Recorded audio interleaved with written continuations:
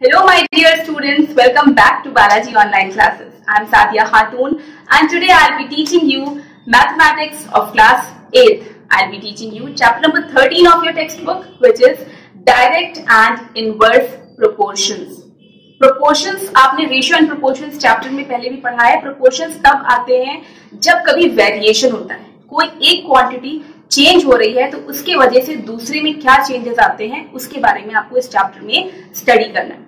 Direct proportion means if one quantity say x is increasing and the other quantity related to it that is if it is y वो भी increase कर रही है साथ में. ठीक, so that will be direct proportion. एक चीज के बढ़ने से दूसरी चीज भी बढ़ती है. The increase of one thing causes the increase of the other thing also. It means they are directly proportional. They are directly linked. So for that you need to have one constant of variation. आपके पास आपको अगर check करना हो कि क्या ये चीज आपके पास कुछ डेटा दिया हुआ है, x सपोज दिया हुआ है, x की सर्टेन वैल्यूज दी हुई है एंड y है, y की आपको सर्टेन वैल्यूज दी गई हैं and you have to check whether they are directly related, directly proportional or not. So for that you have to calculate the ratio. और आप हर पॉइंट पर रेशियो कैलकुलेट करेंगे x अपॉन y और आपको देखना है कि whether it comes the same each time और नॉट. अगर हर बार a इज टू b मतलब रेशियो हमेशा सेम आ रहा है, it means they are directly proportional. Directly proportional और इनवर्स प्रोपोर्शनल आप लोग फिजिक्स में भी पढ़ेंगे. In science also you will study बहुत सारी क्वांटिटीज जो फिजिकल क्वांटिटीज होती हैं कि किसी एक के बढ़ने से लाइक आप लोगों ने टेम्परेचर, प्रेशर, ऑल्टीट्यूड ये सब भी आप लोगों ने पढ़ा होगा. इवन ज्योग्राफी में भी आपने पढ़ा होगा डायरेक्ट और इनवर्स का, जिसमें बताया जाता है कि अगर हम लोग हाइट बढ़ाते हैं तो प्रेशर का होता है कि प्रेशर वहां पर कम हो जाता है. तो किसी एक चीज का बढ़ने से जो दूसरी चीज कम अगर हो रही है दैट इज इनवर्स प्रोपोर्शनल. ठीक है, एक चीज का इंक्रीज हो रहा है तो उसके साथ साथ दूसरी चीज का डिक्रीज होता है, दैट इज इनवर्स प्रोपोर्शन.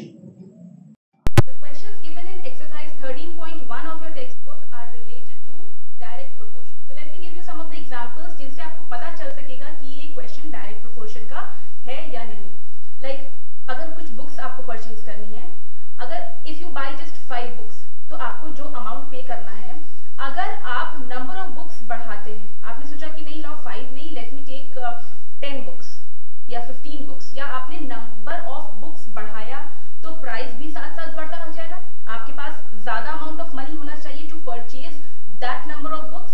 तो अगर आप नंबर ऑफ बुक्स बढ़ाते जाएंगे तो उसी के साथ साथ प्राइस भी बढ़ता जाएगा, विच मीन्स कि एक चीज को इंक्रीज करने से दूसरी चीज भी इंक्रीज हो रही है.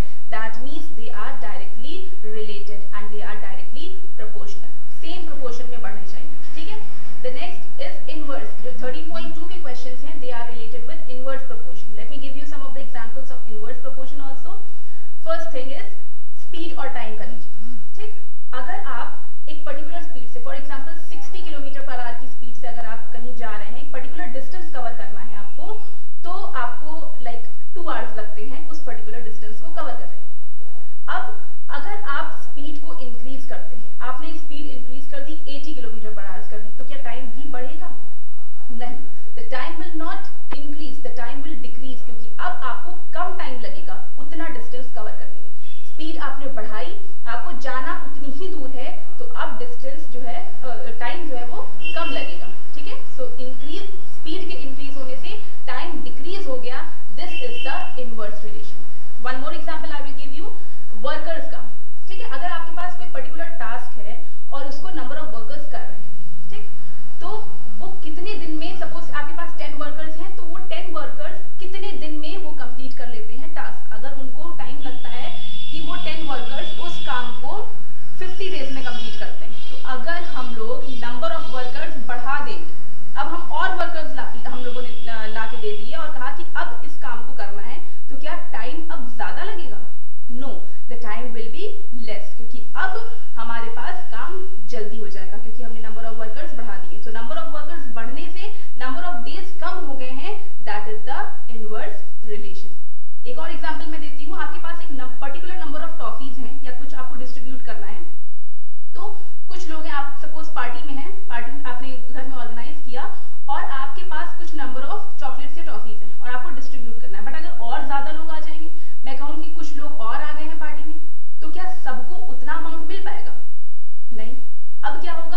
अमाउंट कम होता जाएगा, आप जितना देने वाले थे अब आप उससे कम दे पाएंगे, क्योंकि नंबर ऑफ लोग जो है, नंबर ऑफ पीपल जो है वो बढ़ गए हैं, तो जो हर एक को जितनी क्वांटिटी मिलेगी वो लेस हो जाएगी.